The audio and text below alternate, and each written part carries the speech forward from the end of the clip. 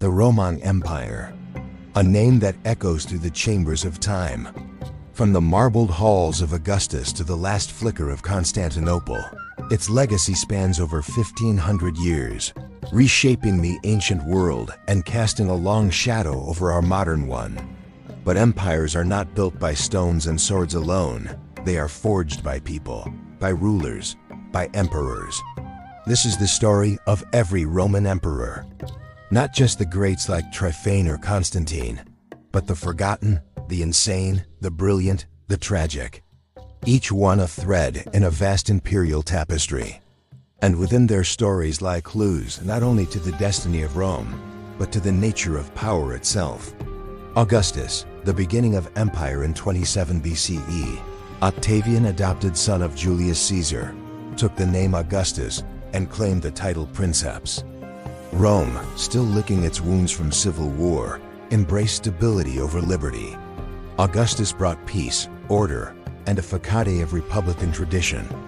But beneath it lay autocracy. The republic was dead. The empire had begun. And so, the stage was set for centuries of emperors, some noble, some monstrous, who would wear the laurel crown. The golden and the grotesque. His solution? Shared power. 2 senior emperors and 2 juniors. The tetrarchy was born, but harmony did not last. After Augustus came a parade of emperors. Tiberius, the reluctant ruler. Caligula, the madman who named his horse consul. And the Christian Empire, after defeating rivals and claiming sole rule, he made a world-changing decision. He embraced Christianity. In 313 CE, the Edict of Milan granted religious tolerance.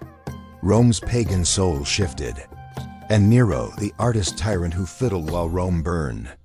These early emperors shaped the imperial institution, flawed, fragile, and often deadly. When Constantine died in 337, the empire had changed forever. Christianity was rising. The old gods were dying. Then came the 5 good emperors: Nerva, Trajan, Hadrian, Antoninus Pius, and Marcus Aurelius. In 476 CE, Romulus Augustulus, the last Western Roman emperor, was deposed. The West was gone.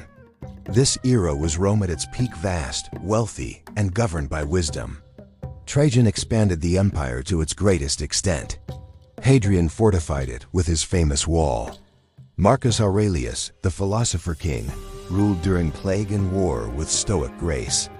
And the last Roman dream, but empires, like men, grow old. After Marcus came his son Commodus, a cruel parody of power, and the slow unraveling began. Between 235 and 284 CE, Rome saw over 26 emperors rise and fall in what is called the crisis of the 3rd century. Most died violently. Many reigned for months. Civil wars, plagues, invasions, and economic collapse nearly shattered the empire. He codified Roman law into the Corpus Juris Civilis, the foundation of many modern legal systems. He built the Hagia Sophia, a marvel of architecture. There were visionaries like Aurelian and Septimius Severus, tyrants like Elagabalus, reformers like Theodosius, usurpers like Procopius, shadows lost to time like Jovian, who ruled for 8 months. Power centralized, then fractured. Civil war was always one bad decision away. Crisis and chaos. The 3rd century brought disaster. Emperors rose and fell. Some reigned for decades, others for days. The throne was never safe. Plots brewed in shadows. The purple robe was soaked in blood. And how leadership defines their legacy, that even greatness can collapse under its own weight. It was a century of fire, but fire tempers steel. Enter Diocletian, the great reformer.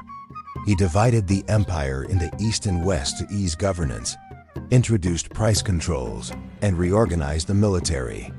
Constantine, in our laws, our language, our cities, our minds. Out of the chaos rose Constantine the Great. He built a new capital, Constantinople, the new Rome, on the Bosporus. Decline in the west, survival in the east. As centuries passed, the Roman world split further. The Western Empire struggled. Barbarian invasions, corrupt officials, empty coffers. But in the East, Rome endured. The Byzantine Empire, as modern historians call it, was still Romang. Its people spoke Greek, but they called themselves Romaio. Its emperors still claimed the legacy of Augustus. And in 527 CE, one of them, Justinian I, dreamed of reclaiming lost glory. Justinian was relentless.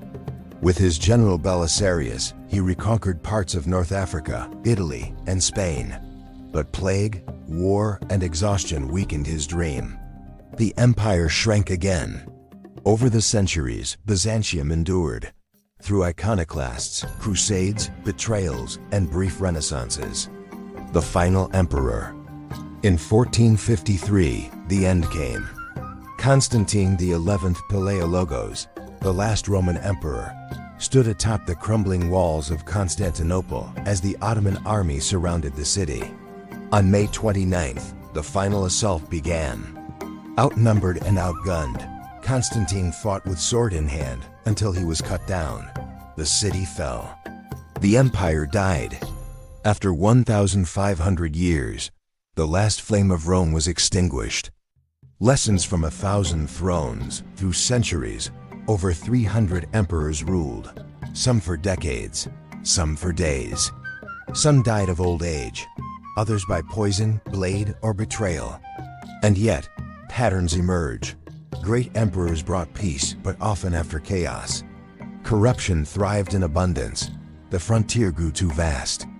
Religion, identity, and economy reshaped loyalty. From Augustus to Constantine XI, the story is not just about Rome. It's about all empires, how they rise, how they fall, why it still matters. This is more than just a list of names and battles. It's a mirror. The Roman Empire teaches us that power is fleeting, that institutions, no matter how mighty, are only as strong as the people who lead them, but also that legacy endures.